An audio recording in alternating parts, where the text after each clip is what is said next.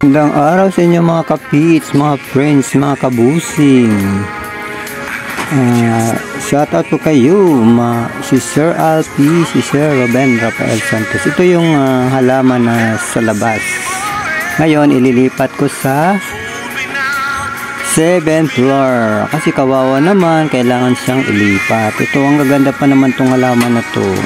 Ito, giant siya. Giant na halaman. Ito naman, kakaiba din to, birding siya mga kapigit. So ang ganda din siya, kaya kailangan siyang ilagay sa paso. Yung pasong malaki siya kasi lumalaki talaga to, kaya tinawag na giant plant mga kapigit.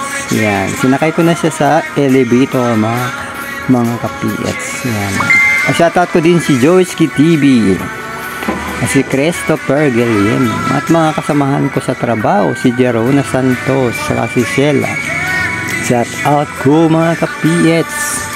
Ayan, okay mga kapiets, ang ganda daw sabi ng mga people, mga kasamahan namin. Ang ganda ng halaman, maganda talaga yan kasi galing din kasi yan sa Antipolo. Hiningi ko kasi yan, nagustuhan ko siya, sabi ko magandang ilagay yun para gumanda naman yung harapan. So gagawin na kasi yun, guys, kaya ililipat ko siya. Mas lalong maganda siya doon sa 7th floor mga kapiyet. Yan naman si Alarma Please TV. Yan ang may dala ng mga halaman. Simple, ako yun. Okay, ang ganda daw sabi ng mga kasama ko.